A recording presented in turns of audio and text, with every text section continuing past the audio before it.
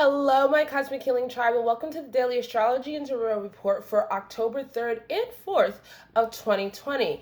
So today and this whole weekend, we have the moon in Taurus. And when the moon in Taurus, this is all about our body, our senses, and our feelings. And we are very much focused on what we have, how we're enjoying what we have, who we're connecting with. It's a sensual, it's a very tactile energy. So when the moon is in Taurus, it is a good idea to let yourself get physical. Get physical of your expressions of yourself, enjoying your home, redecorating your home, getting things. It's kind of like a kind of energy. So let yourself get prissy and playful with yourself and your body, as we do have Mercury quintile Jupiter early this morning, which does give a kiss of communication all weekend.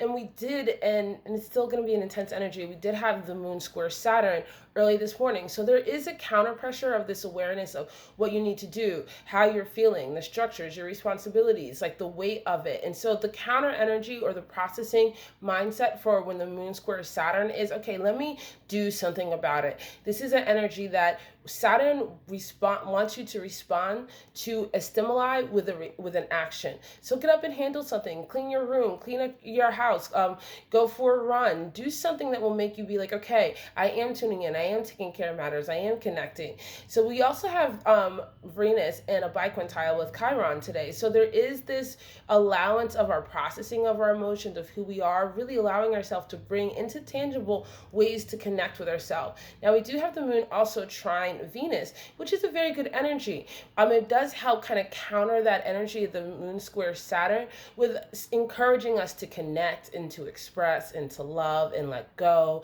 and really let your heart open. Let your heart and let your mouth and let your mind open this weekend. That's going to be very important to allowing yourself and to enabling yourself to process the energy in a way that's going to be freeing. Now we do also have the moon in a semi-square to Neptune, and Neptune retrograde. So this is an energy of where you need to allow yourself to become more comfortable with your psychic gifts, with your psychic awareness. Here, when there's a semi-square or a square or a tense aspect to Neptune, it's about allowing the spiritual self and your physical self to come into tune, to allow them to create this line of communication of when your spirit's like, I need a break, or I have a bad feeling about this, or nah. Take a moment and listen to yourself. Don't discredit what you're feeling right away and don't dismiss it. Just allow yourself to sit and process with it. And Venus biquintile Saturn is also this really good energy. It's an earth and earth compatibility because we do have Venus in Virgo right now. Saturn is still in Capricorn, of working it out, right? So there is very much on Saturday a work it out energy. And the card we get for today is the World card. And so when the World card comes up, it's allowing yourself to listen. I'm in a cycle. There is completion. Some things have been done. We are coming off of that moon, full moon in Aries. And so there is this completion of selves. And I also really love how this card represents it because there's a nurturing inside of you. There's a nurturing of who you are, what you're doing, and how you're interacting. So there's very much a flux energy this weekend. And that's even more so because we have Pluto going direct tomorrow on the 4th. And Pluto direct, listen, guys, if you thought that the tea was spilling before, Pluto is now joining the party.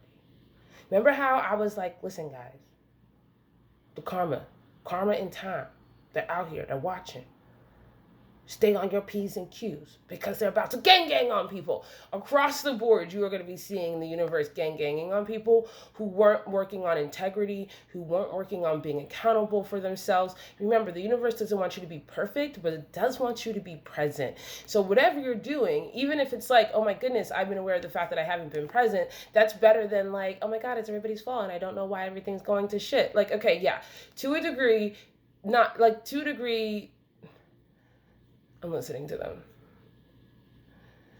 Shift from being worried about what other people are doing and being more focused on healing yourself. That the weight of the world that you are bringing into fruition is yours.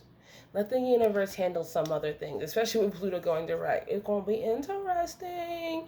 So we also, on Sunday, we have the moon in opposition to Mercury. So this is a tense aspect. This is where we need to, and this is Mercury in Scorpio, right? So there is this decommunication about what we desire, how we desire it, why we have what we have, how we feel about what we have. This is that I desire access between Taurus and Scorpio. So there is a psychic awareness of the unseen energies that are involved in our tangible experiences. Now, both the moon and moon and Mercury meet with Chiron. And the moon is in a semi-sextile with Chiron, and Mercury is in conjunction with Chiron. So there's a tension here, and the tension is to encourage you to let out what you're feeling, let out your vulnerabilities. Don't play with yourself. This is kind of a check-in of where are you at with your shadow integration. Are you leading your shadow, or is your shadow leading you? We then have Pluto go direct at 3:24 a.m. And that's a game changer. I think that's just going to be a whole separate thing. But overall, Pluto direct is really going to bring out to surface power, control, manipulation. The things that have been going on in the underworld are coming out for public review. So really take time to place your subconscious care on top. Pluto direct, it's been a long shadow walk anyway, but Pluto direct really is a good time to get assistance on your shadow walk. If you are, I know everybody's on it. Get help with your shadow walk. Don't do this by yourself, okay? So then we also have the moon in opposition to Uranus. And so this leads to a very electric energy for the day. Things are hot. The nervous system is quick. Your mental system is quick. This is a very good day to let yourself tune into your communication. Your astral self wants to pay attention. Use this moon in Taurus energy to meditate, listen, and strategize, because something's going to come out. And the card that we get is very appropriate. Seven of Swords. If that is not Pluto. So when the Seven of Swords comes out, this is several things, right? This is duplicity. This is mind games. This is the ways in that we lie to ourselves and to others in our psyche. So be very open to what's coming out. Do not be reactive. Allow there to be awareness. And then in the upper manifestation of Seven of Swords, be strategic about your healing. Don't be manipulative. Pluto and Saturn are out here. So be accountable. And the only mind games that should be played right now are the ones that are leading towards your healing. At the bottom of the deck, we have the Two of Pentacles. A lot of communication this weekend. A lot of talking, a lot of exchanging of ideas, revelations. I'm going to leave it at that. Enjoy your tea, witches. Enjoy the tea. I love you guys. See you tomorrow.